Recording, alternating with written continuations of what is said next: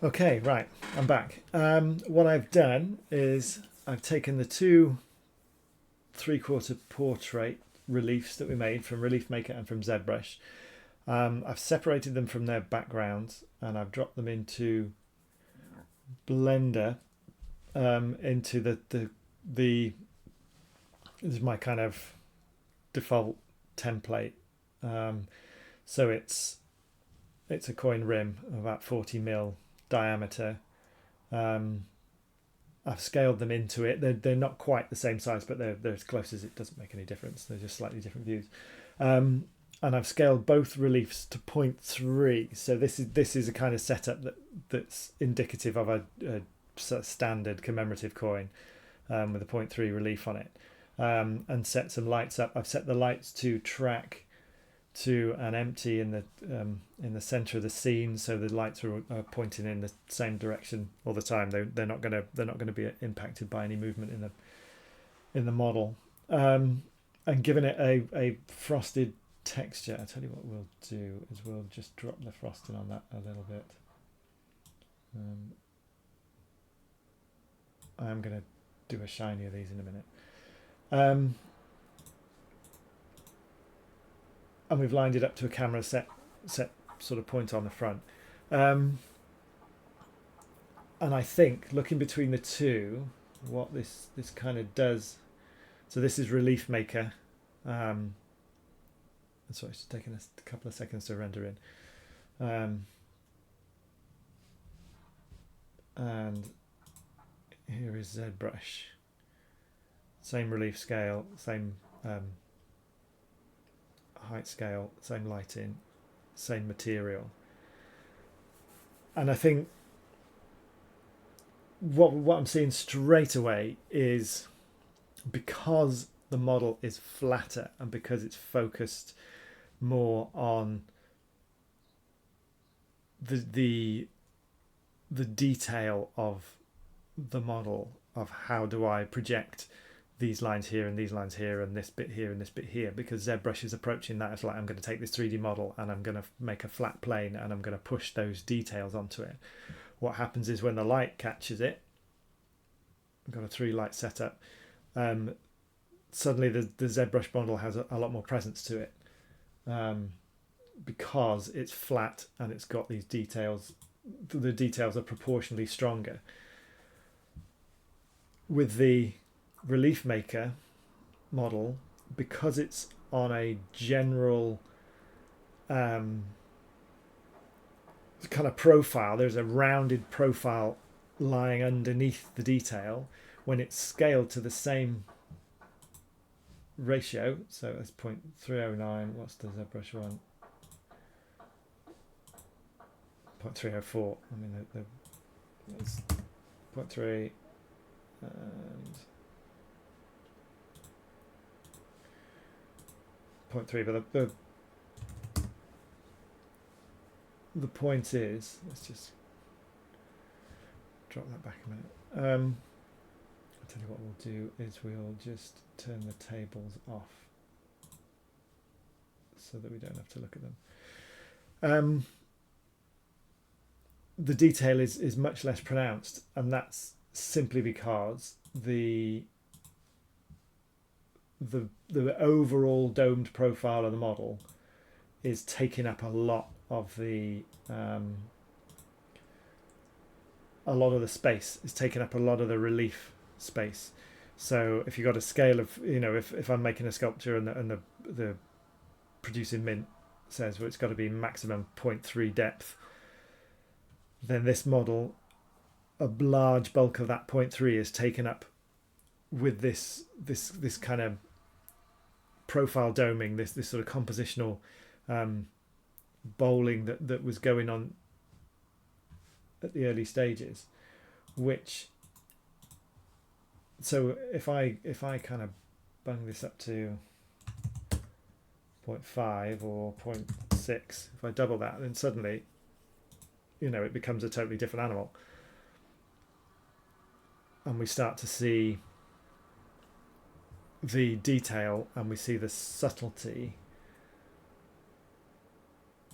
in a way that kind of ZBrush doesn't have.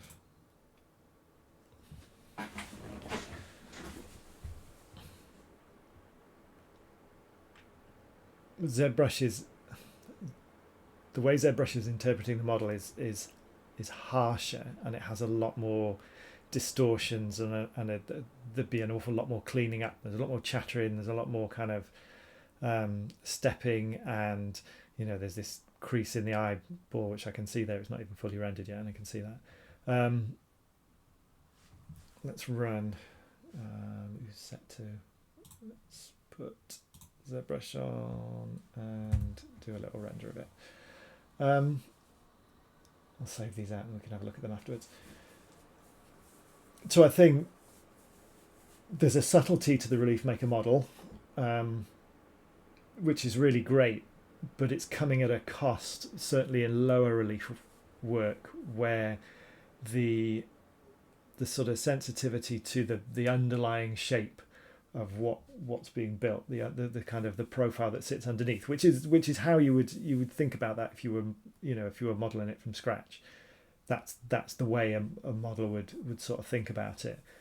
But it's coming at that is soaking up a lot of the relief scale. So when it comes to something technical where you've got to keep it under a certain ceiling, there's a danger that the detail gets lost because that ceiling is being taken up by the overall bowling of the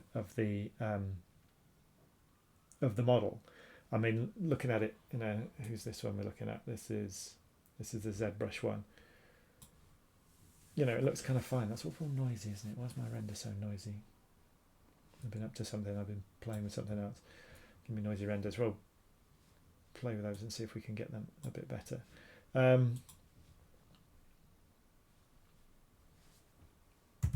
Let's just run that through. So I think that could be resolved. I think I mentioned it last time. The ArtCam has this feature whereby when you're sort of compressing, when you're compressing a relief in ArtCam, if you've got a high relief and you need to compress it down, you can say to it, look, I want to compress this relief by 50%, but any detail that sits below 0.03, I don't want that to compress by 50%. I want it to compress less because I want to keep that, you actually want to cheat the detail and it looks bolder. And that actually goes back to I've been rereading Lanteri's books on modelling and sculpture, and that's actually something that he complains about the plaster modelling of coins at large size, because he said people tend to model the detail with a view to large scale, forgetting that as it shrinks down, it all shrinks down proportionally. So fine details disappear. So you actually have to go in quite kind of heavy-handed for coin sculptures, because you want that detail to stick out. But that, I think, I'm not a programmer, but I don't see that that's a huge stretch to be able to kind of set the relief scale in Relief Maker and kind of say, actually, I want to take this model and compress it, to project it into a piece of relief at a certain percentage scale, or if I was being really picky, to a particular specific ceiling like 0.3 or whatever. But I want to be able to have the detail compress at a slightly different ratio, so that it doesn't compress at the same rate. It stays bolder for longer. Let's save that. What I will do is, so that's ZB blender one, right.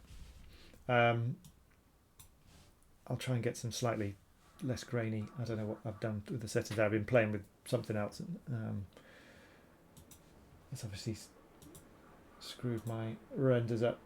Let's do Relief Makers. So, that's, and the thing is that the way that Relief Maker is approaching the overall projection of the model is a lot nicer than ZBrush is. It's a lot smoother. It doesn't have any of the chattering. It is, in general, a nicer output and easier to work with. I think more subtle. ZBrush feels clumsy and a bit janky is the professional word I think I'll use for that. Relief Maker is certainly got a lot more finesse to it, but it's because of that it's losing out on something else. It's losing out on something that ZBrush is kind of doing because ZBrush isn't thinking about an overall relief sculpture. ZBrush is just thinking about, these are the details I can see. Let's squash them flat.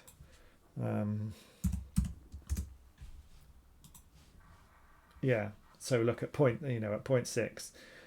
That's a really nice model, and get rid of the grain. It's a really nice model. But at point 6, it's unusable. At point 3,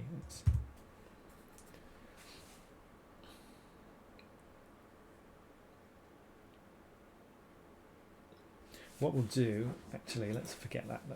Let's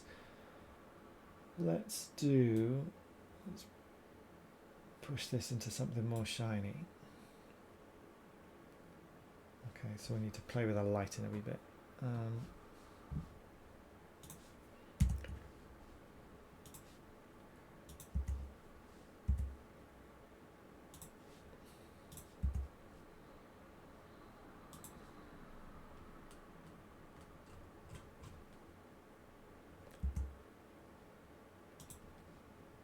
Something that looks a bit, so it's kind of hard to actually pick it out here. Let's just play with a different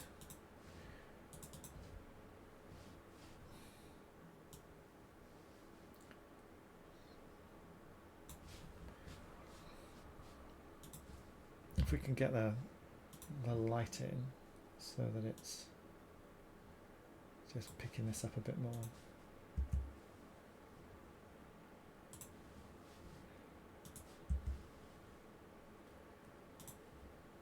See if we can get a bit more contrast on that.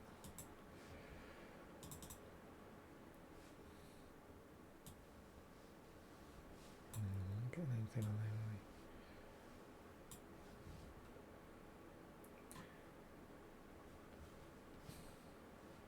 Right, I'm not sure what's going on with me. With my lighting at the moment, I want that material to be more shiny. Let's just put it all into rose polish. Yeah, that works. Oops.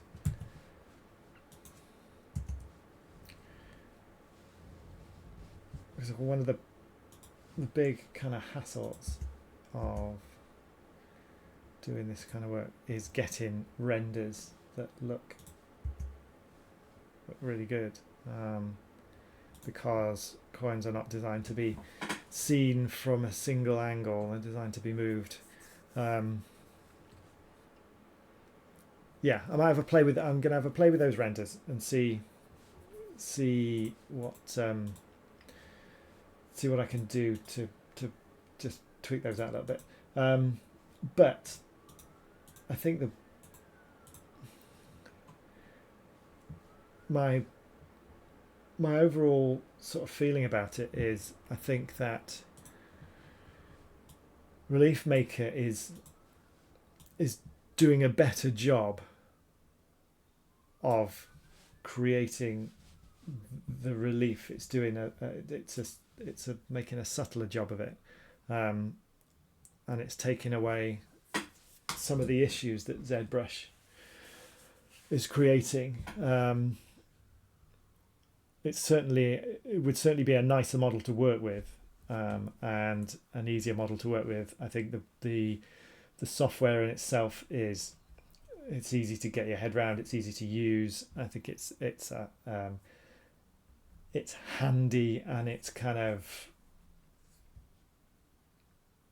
I can definitely see it in the workflow, whereas ZBrush's feels it suffers from, you know, all the other problems that ZBrush suffers from, which is a bit of a clumsy UI, and everything's a bit kind of idiosyncratic in how you actually work with it.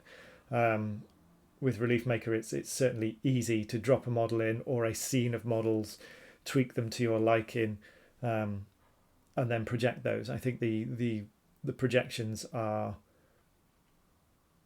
a lot more subtle than ZBrush is, and have a really nice quality about them, which is partly due to the way that the software is thinking about the kind of underlying form and then projecting the details on top of that, whereas ZBrush is trying to squash everything into a flat kind of plate, and that's causing it some problems. I think the only the only sort of drawback I'm seeing with Relief Maker at this early stage is in a use case for kind of low relief stuff, and I think that as we push down on the detail within Relief Maker, and or as I start to play with relief scales that are lower, it suddenly begins to we're starting to lose a lot of the detail. Let me just, while it's in my mind, I'm just going to stick that out as an OBJ. Let's dense height field, and let's see what kind of scale it comes at natively. So I've got a relief scale in Relief Maker of 10%. So what I'm going to do is bung that into straight into ZBrush. What did I just call that? Did I actually save that?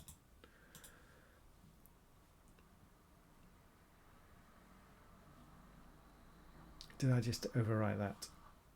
RM4, let's call it a new one. Final test. I think I've just overwritten my old one, but never mind. Okay, let's give it a second to do that. Test 2, final test.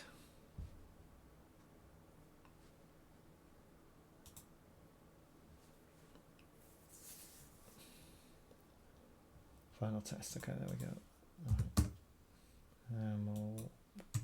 One. Where the heck is it? There it is. So let's bring that right down.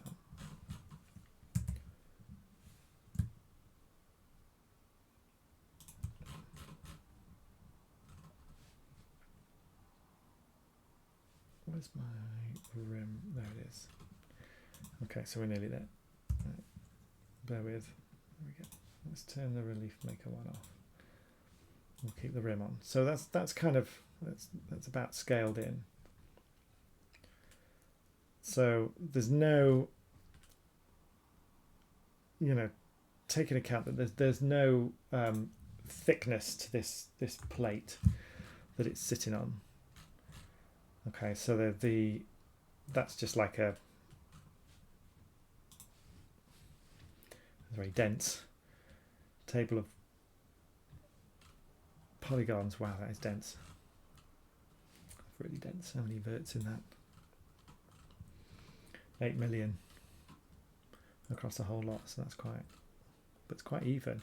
Do you know what? I think what would be, I think these would be much easier to work with from a sculpting point of view in Blender. The evenness of the exported mesh in Relief Maker is much nicer than the one that comes out of ZBrush.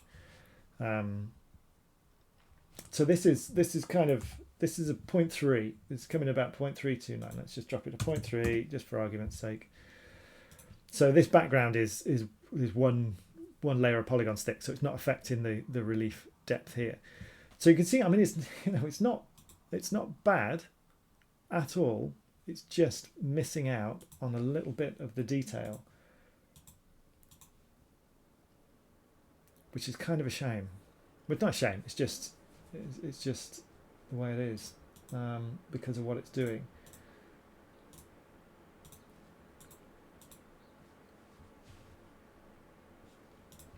You know, I think that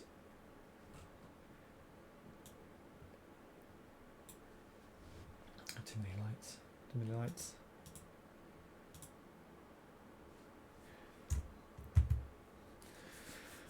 Let's have a look at this. It's going to bring everything through at the same time. I bet it is, isn't it? Yeah, it's going to do me something horrible there. Right. On final test we want on. The table we don't want on. We'll keep the rim on. They can all go off. I'll take that off as well. Right.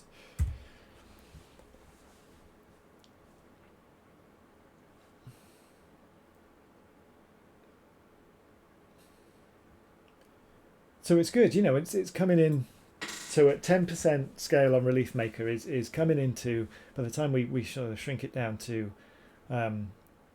Blender to within a 40mm circle, it's coming out at about 0.3. So it's working out pretty much ready to go for standard kind of commemorative coin. So it's not bad at all, but just around the eyes, particularly around the eye and the nose and the mouth, but especially around the eye, it's just perhaps losing a little too much detail because the relief is being soaked up by that kind of dome there.